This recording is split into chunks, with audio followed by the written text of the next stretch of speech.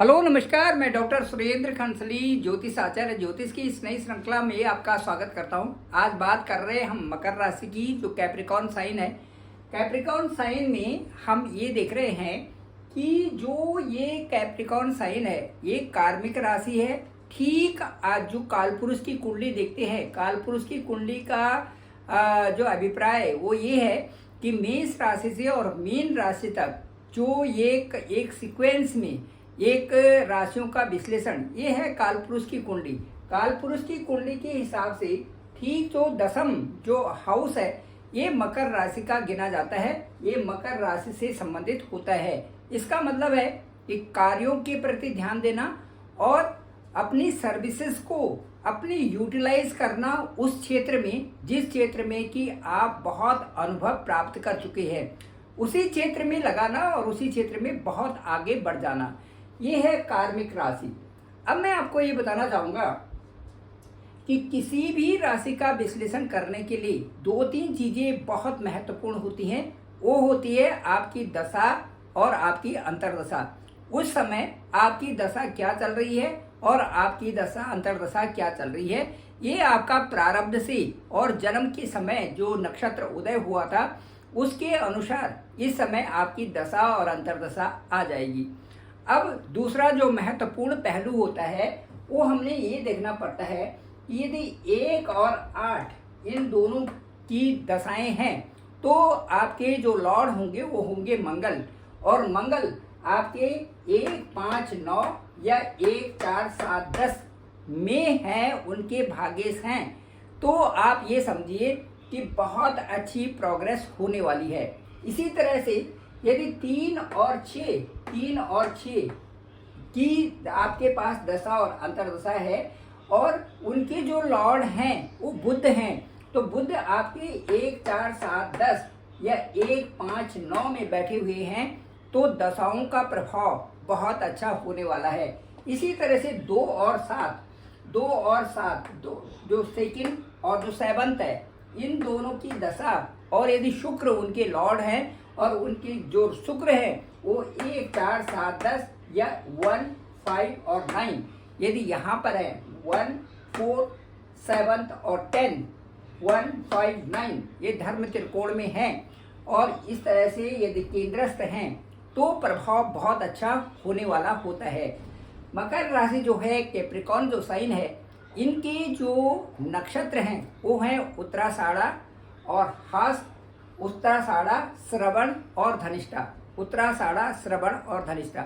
उत्तराषाढ़ा के 3 चरण, श्रवण के 4 चरण और उसके बाद 2 चरण धनिष्ठा के 2 चरण। इस तरह से 9 चरण से ये राशि बनी हुई है।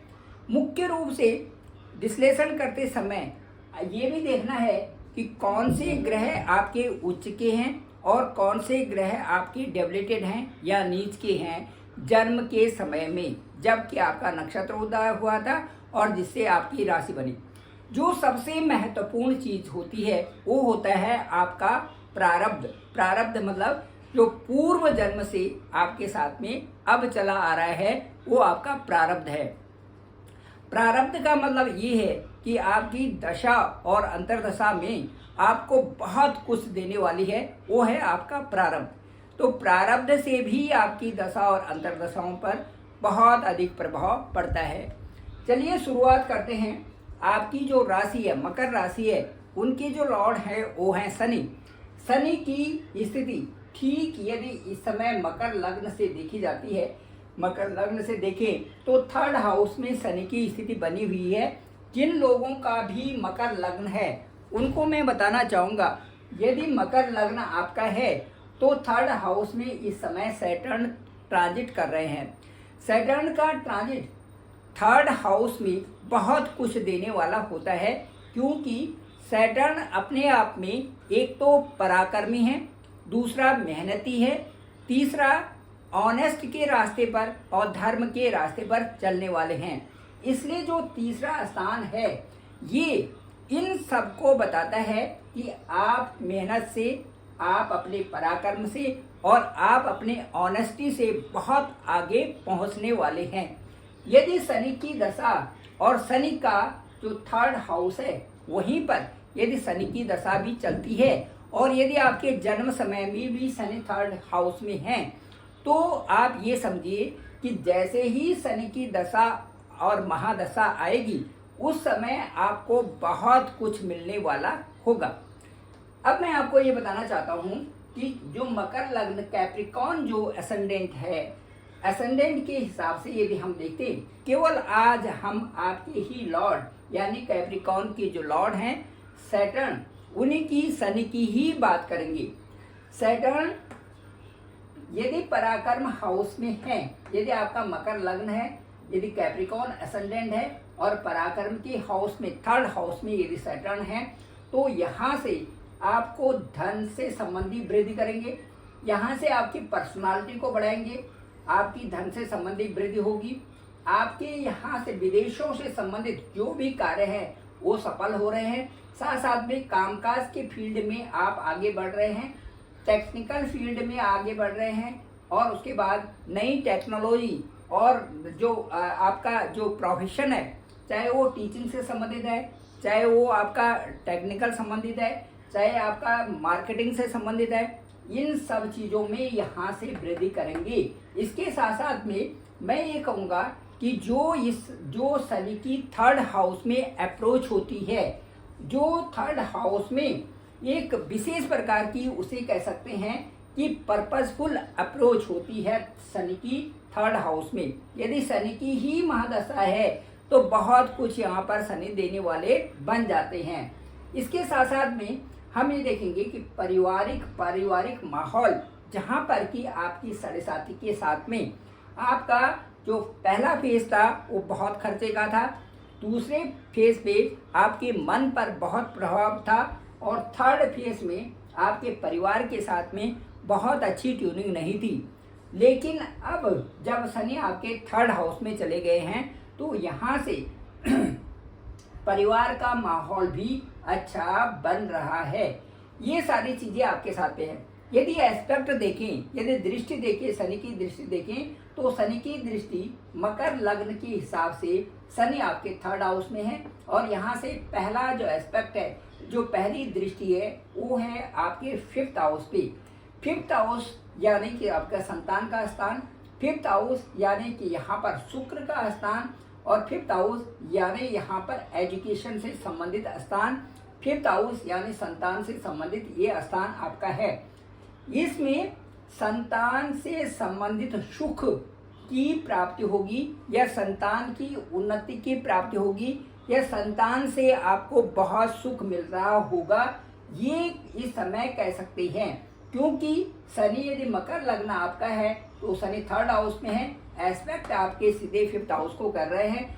फिफ्थ हाउस से संबंधित वृद्धि आपके लिए निश्चित है, क्योंकि फिफ्थ हाउस के जो लॉर्ड हैं वो हैं वीनस, वो हैं शुक्र।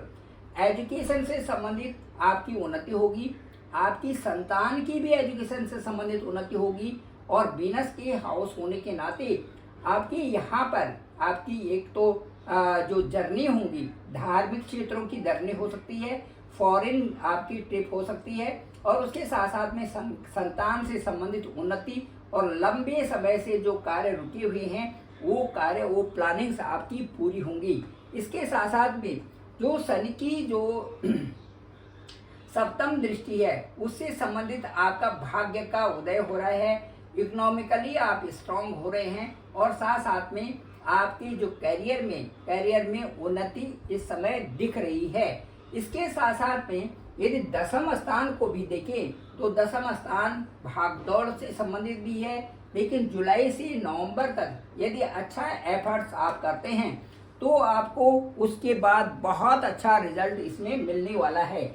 मैं ये कह सकता हूँ कि जो मकर राशि है इसके लिए सफलताओं का समय है, और ये सफलताओं का समय इसलिए है कि जो आपकी ही राशि के लॉर्ड थर्ड हाउस में है, और थर्ड हाउस में शनि के बहुत अच्छे रिजल्ट्स परिणाम होते हैं। मैं डॉक्टर सुरेंद्र खंसली, डिस्क्रिप्शन पे मेरा नंबर है 9868280191। आप डायरेक्ट मुझे कॉल कर सकते हैं, मैं आपका कॉल पे करूँगा।